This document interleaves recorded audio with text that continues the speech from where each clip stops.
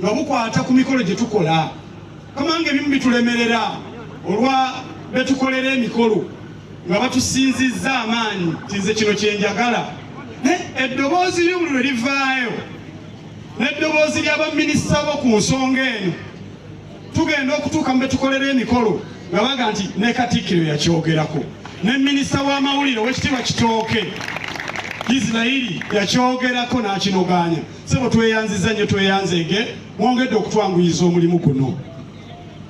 Kamaye njagala okwebaza nese kwebaza yenna emikutu gyaffe BBS Terefayina ne CBS abatuwa emyaganya ne tugendayo ne twongera okuttaanya ensonga eno nga tusomesa abantu ensonga ezo. Twebaza nnyo omulima waffe owokubiri Oweekitiibwa Kayiwa Stephen kubanga avujjiridde nnyo ekitongole kino. Emirimu gyanditulayo Mukama wange nga tetulina mwana wa musiraamu mu maali, naye buli tumutuukirira omugamba ensonga asitukiramu n'amaanyi nga ne guno omukolo era yavujjiridde. Sebo tweyanza nnyo, tweyanzeege banamututuusizaako amawulire. Twagala okwebaza Mukama wange ekitongole kya Majestic Brands.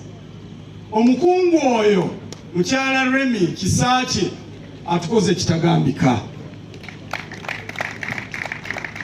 Ebintu bingi tufuna amawulire gye tukolera emikolo egikwata ku biwandiiko ne tugaleeta butereevu, ate bwe tugatuusaayo naye n'akolerawo bunnambiro okulaba nga omutindo gubeerawo. Maama tweyanziza nnyo, tweyanzege n'ekitongole kyotambuza era nga yavunaanyizibwa ku biwandiiko abalungamya bafuna ng'endagamulungamya baagi z'olabye ze balina ku bifuba yabivunaanyizibwako okulaba nga tubifuna. Twebaza ekitongole ky'olulimi Oluganda.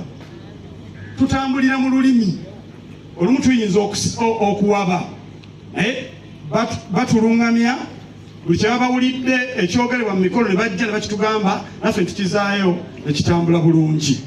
Olutesitesi olw'omukolo guno olw'ekyaggwe mwebale kuteekateeka mukolo guweesa kitiibwa. Nsaba mujje mu maaso ga Kamalabyonna abalabe Nsawo ya Vvu Mbizi ya Kitoogo oyo yalukulidde ate ng'akwasaganya n'olukiiko olukulembera abalungamya mu ssaza lino olukulemberwa Nakibinge Deewo. Batukoze bulungi nnyo kubanga omukolo Mituba ena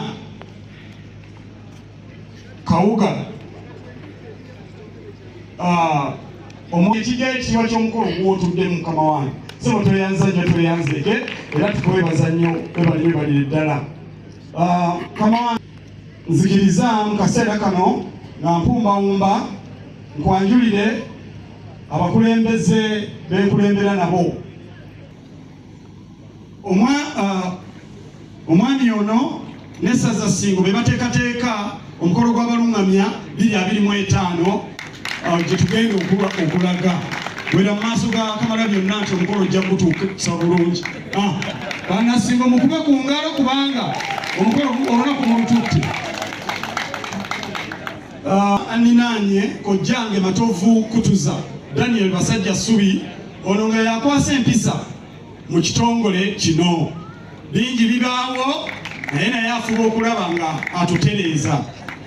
Nzikiriza nkwanjulire musajjawo Kizito Joseph ono nga ye ssentebe w'abalungamya mu ssaza ly'e Busiro, ate olukiiko lw'abassentebe lwonna bwe lwatuula ne lumulonda abeere ssentebe waabwe.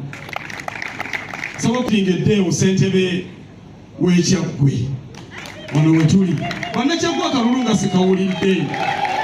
Kankwanjulire musajjawo Ola Mathias Kajubi ssentebe w'abalungamya mu Mawokota.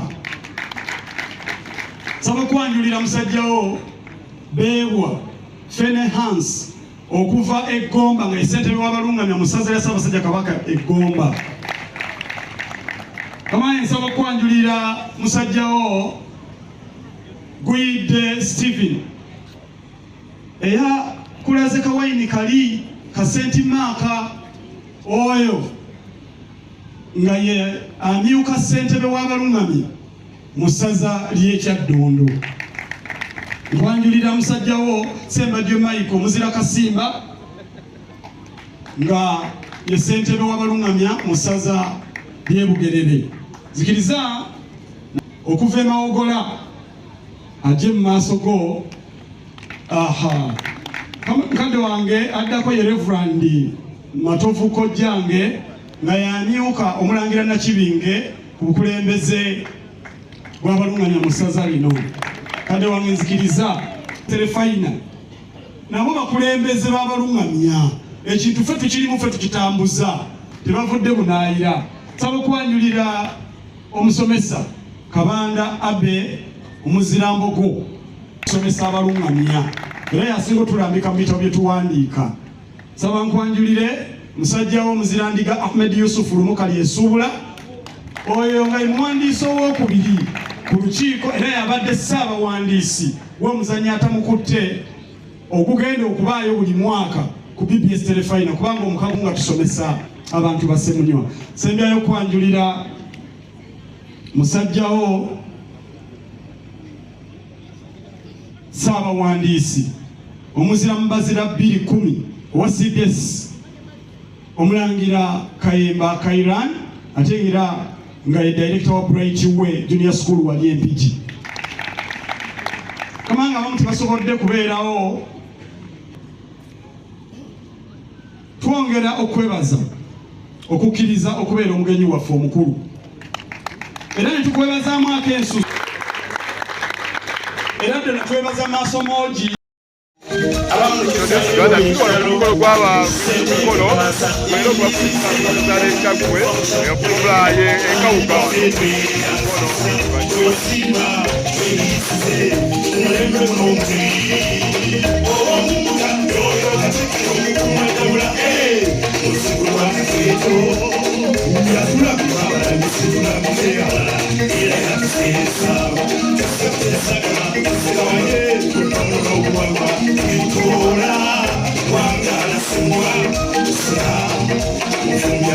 Abaka Munyango alikukwatako kulimota Buganda lwazi kati kira kyogera tunye ani atwingango afaanana atya tumutendere tuwisibwa omuganda wa luno bajjajja abantu omusaayi ffe tuweze okufaana okutanya kwa tuweze ayinga nkasiirirwa mpuwo malumbabwa magulu ntono otulamusolulamuka tuweze olulimi lwaffe katikira tugamba tewala okutalingiriza mwandituwadde obwa profesa ffe abalungamya nga nsomeseza eggwanga webalebitomuyo simulembeku katikiro ngabo bwerufu ekakalabizo okasekulugozi yaffe olwomugaluwebalerigalogalo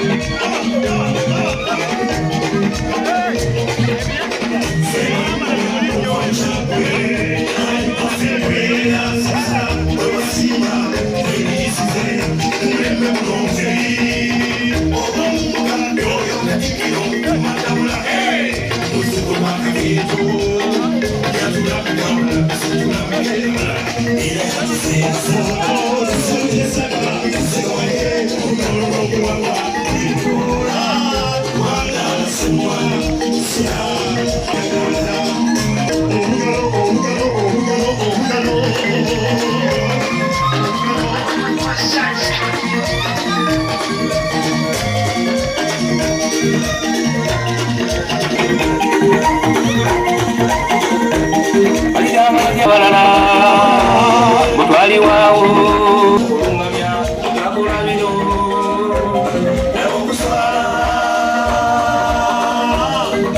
oludda lw'omukyala lwabule oludda lw'omulenzi lutembetembe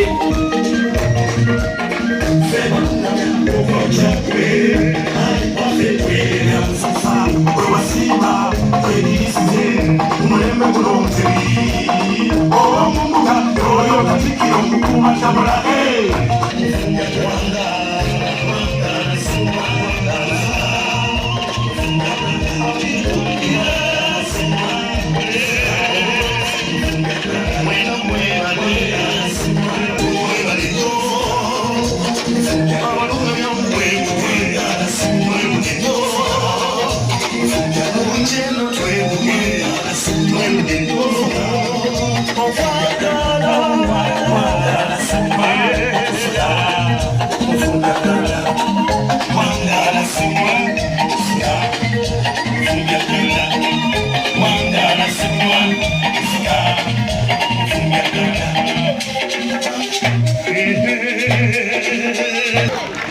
Oweekitiibwa mukadde waffe Katikkiro kkiriza osimbe musajjawo Maxwell Zeeke. Mwebale nnyo.